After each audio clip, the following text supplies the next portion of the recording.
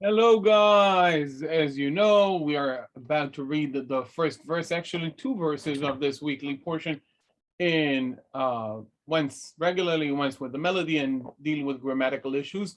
But before we do that, this is the time to hit the subscribe button that you have here at the bottom and make sure you click on the bell so you don't miss any of the future videos that I'm releasing. And I'm releasing more than one every week usually. So just make sure you're subscribed. So the weekly portion of Tetze, and again, we read it once regularly, once with a melody, and then we'll discuss some issues. In the coming month or even more, I want to give special attention to the question of syntax, starting to touch on syntax because we are about to start discussing the book of Jonah in one of my courses and several groups that I'm opening, which you're more than welcome to join the book, reading the book of Ruth for basic grammar and reading the book of Jonah for more advanced grammar. And we're going to discuss syntactical issues as well in the reading the book of Jonah. So I'll touch here as well on syntactical issues, obviously more in a more light and lightly, not as systematically as we're going to approach it in the course about reading the book of Jonah. כי תצא למלחמה על אויביך, ונתנו אדוני אלוהיך בידיך, ושבית שביו. וראית בשביה אשת יפת תואר, וחשקת בה, ולקחת לך לאישה.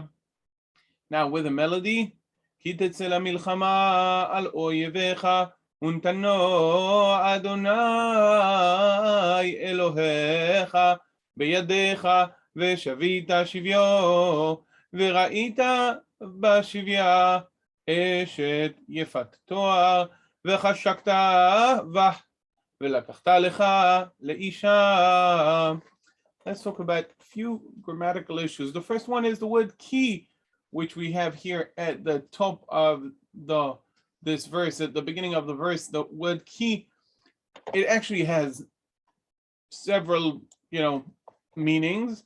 It is a very common word in biblical Hebrew. It has more than 10 meanings if you look at different contexts of it. Generally, it means that, for, or when, okay, but we have other uses for this word as well. Here, it is more likely to mean when, okay, when you go to war, okay, ki tetze la milchama. Okay, so we have ki, and here it means when. The same goes for the next weekly portion next week, which opens with the word ki as well, or almost at the beginning of that weekly portion, and it means when there as well. Now, here we have, that's one issue. Second one is pronominal suffixes. So we have pronominal suffixes in Hebrew. Many of them are at the end of nouns or pronouns. Okay, and you can see these. Oyevecha, Elohecha, beyadecha, and alongside the last one, lecha, all indicate the second person masculine singular pronominal suffix. Your enemy, your God, into your hand, you should take her, you may take her, and we'll get to that in a minute.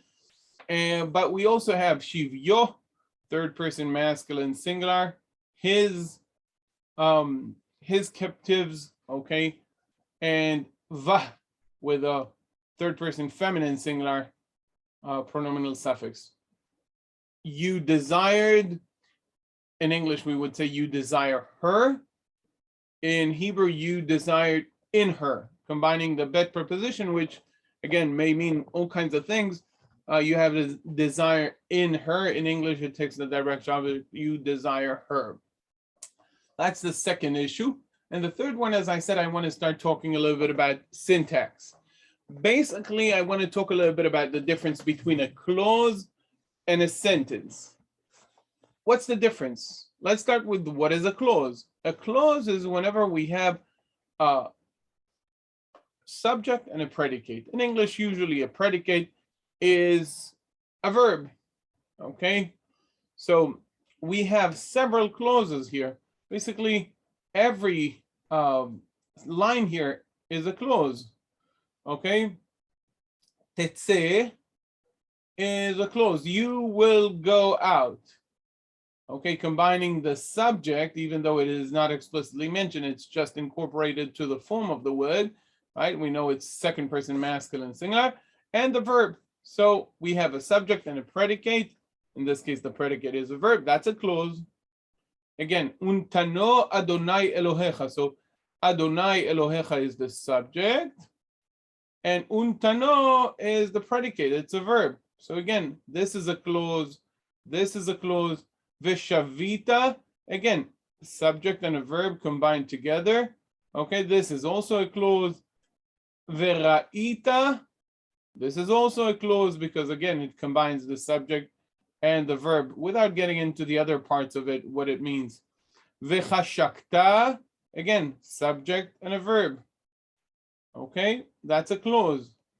And velakachta lecha leisha, that's a clause as well. So we have 6 clauses here.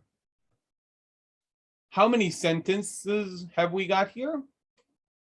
1, if I'm generous, okay? Because a sentence, besides having a subject and a predicate, also has a complete thought. It's not a fragment. It represents a complete idea. So when you go to war against your enemy, so what happens? What's the complete element? What should happen under these circumstances? And here we're getting into a problem because the vekatal verb, which we have untano, vishavita, veraita, vechashakta, and velakachta, these are all vekatal verbs. Okay, vekatal verbs combine the katal form with the vav at the beginning.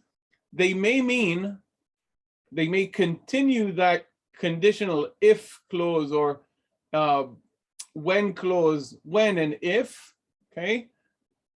Then when you go and God delivers it in the enemy into your hand, and you capture a captive of that enemy, then if you see or when you see and you have a desire for her, then you may take her as a wife, okay? Or would take her as a wife, okay? Depends if this represents a complete idea. It's it's a little bit of matter of interpretation because the same grammatical form of the vekatal may continue that conditional or time-based condition, or it may finally, the last one may say, you may take her as your wife, and then completing that thought.